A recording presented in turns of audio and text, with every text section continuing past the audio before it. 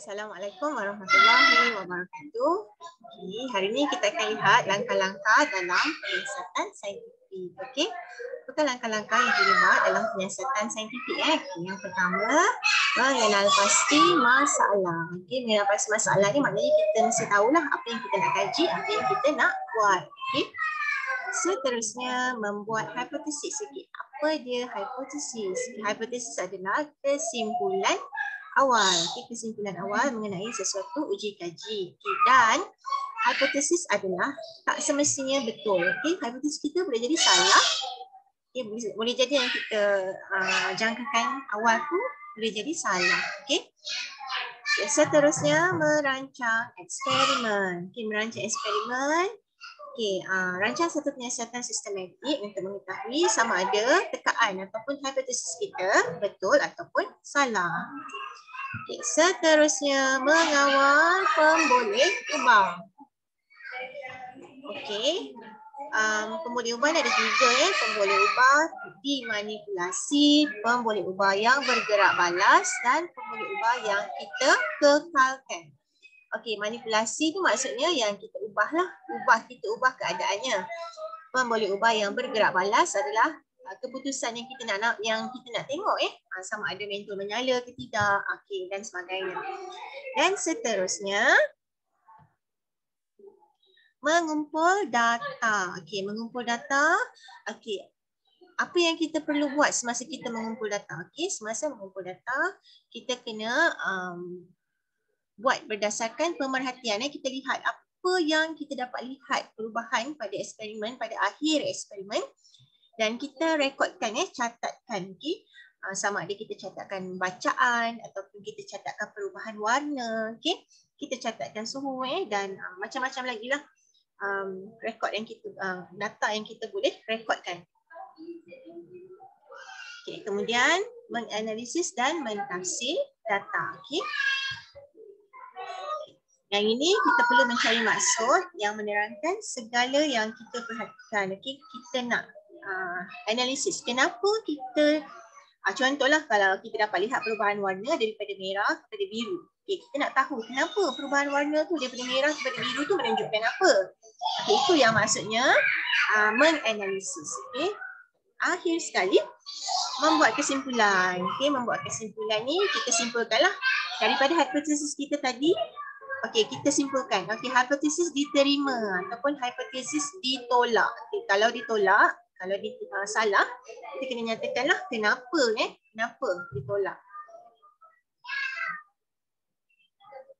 Okey, dan akhir sekali, last but not least, jangan lupa kita dah buat semua langkah-langkah dalam penyiasatan saintifik. Akhir sekali kita kena tulis laporan. Okey, tulis laporan. Okey, ni mengenal pasti masalah. Contohlah.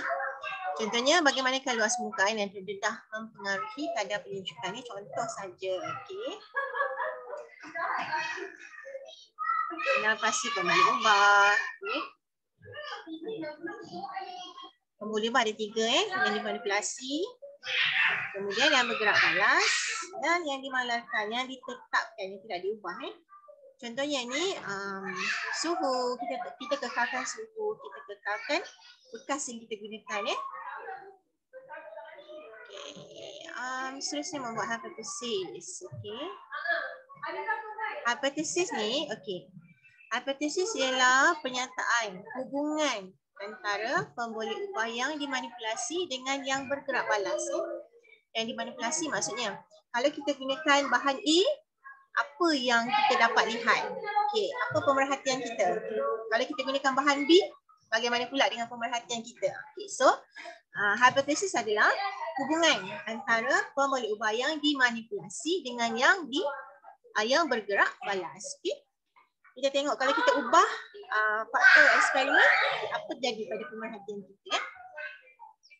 Okey, semakin besar luas permukaan, semakin tinggi kadar penunjukan. Okey, ini adalah pemboleh ubah yang dimanipulasi. Yang ini adalah yang bergerak balas. Okay. Okay, merancang penyiasatan ni prosedur kita lah. Yang pertama kita kena buat apa, yang kedua apa dan yang ketiga apa. Radas bahan yang diperlukan. Okay. Cara kita merancang, merekod, mengumpul, mencatat dan menganalisis data, pengiraan semua termasuk dalam langkah-langkah ataupun prosedur. Okey, ini contoh. Ya. Okey, seterusnya menjalankan penyiasatan. Kita dah ada radas bahan, kita dah ada prosedur, kita jalankan, kita buat apa yang telah dirancang berdasarkan apa yang telah dirancang. Okey. Di akhir eksperimen ataupun sambil kita buat tu, kita kena buat pemerhatian. Kita dah tengok pemerhatian, kita kena kumpul data lah, kita kena rekodkan pemerhatian. Okey. Ini contoh lah Okey, seterusnya tengok ni. Ini adalah antara cara-cara ataupun kaedah-kaedah yang kita boleh buat untuk menganalisis dan mentafsir data. Kita boleh buat pengiraan, kita boleh buat dalam bentuk graf. Okey. Ni ada graf garis, graf bar, histogram, cartapan. Ini contoh sahaja. Contoh bagaimana analisis dapat dilakukan. Okey. Dan akhir sekali adalah kesimpulan. Kesimpulan ni kita buat berdasarkan analisis. Analisis data yang kita buat.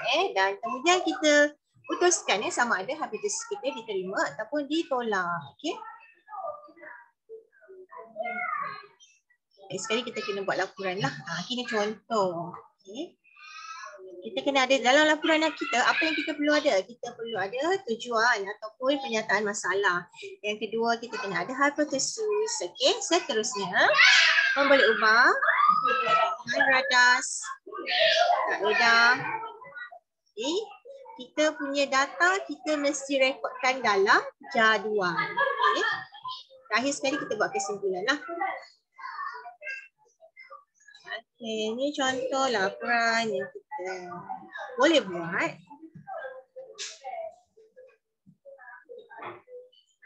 Okay, ni eksperimen bandul ni kita akan buat dia malam tu lah. Okay. Ini boleh tengok dulu lah contoh Ini contoh ni adalah eksperimen bandul yang kita akan buat nanti.